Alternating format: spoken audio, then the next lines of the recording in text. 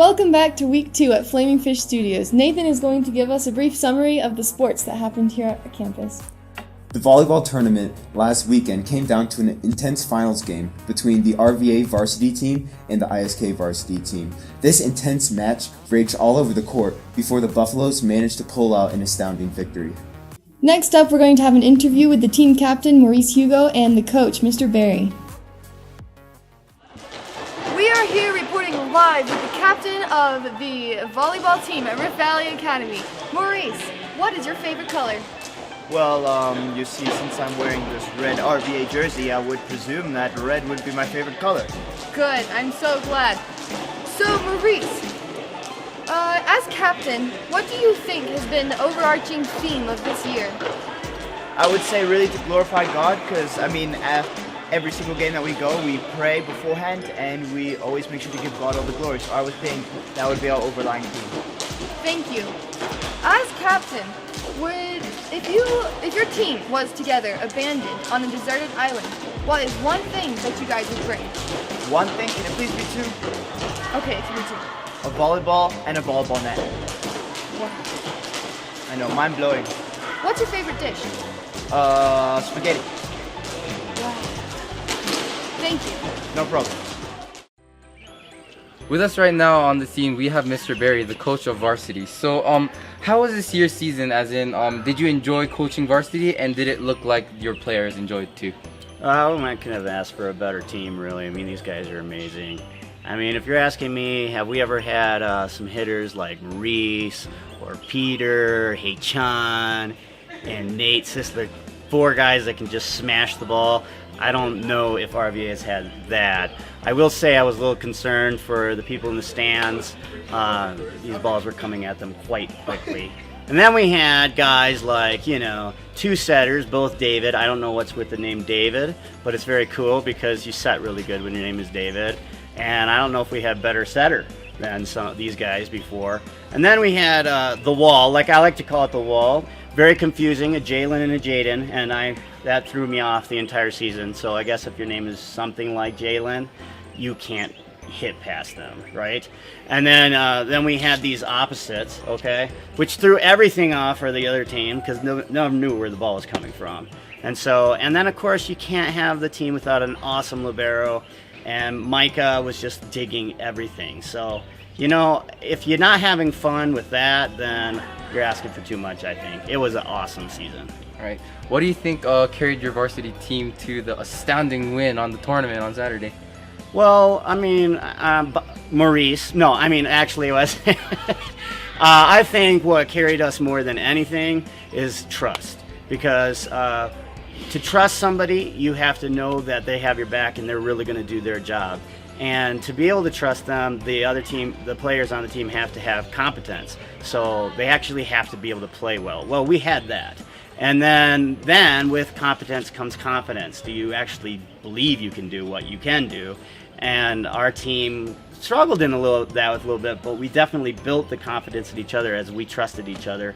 And I think that's what made the big difference, is that we trusted each other, we had each other's back, and so we got to a point where we just weren't making very many mistakes. Right. Yeah. For next year's, as you're going to be coaching varsity again, do you think there's anything that the team could improve on?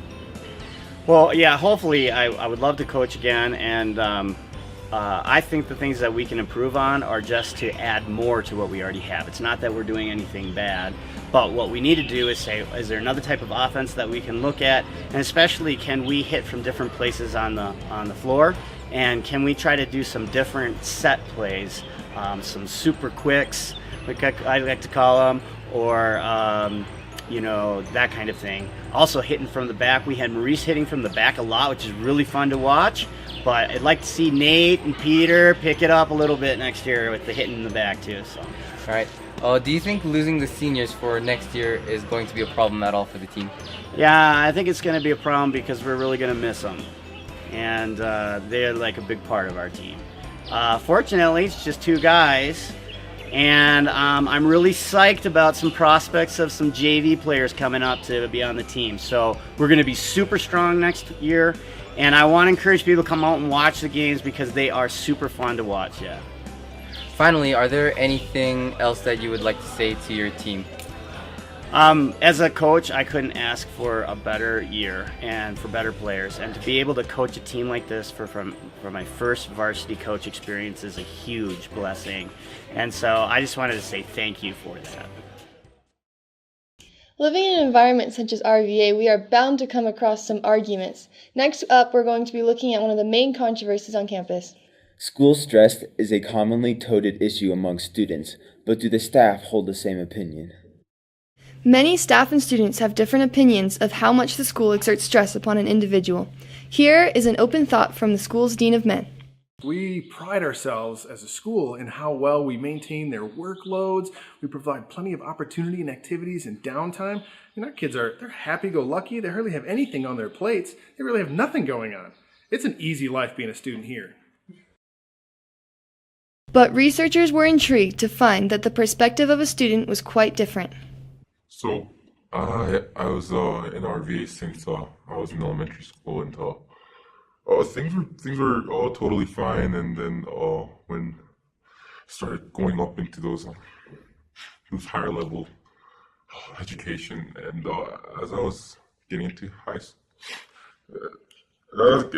school, the homework and it's too much.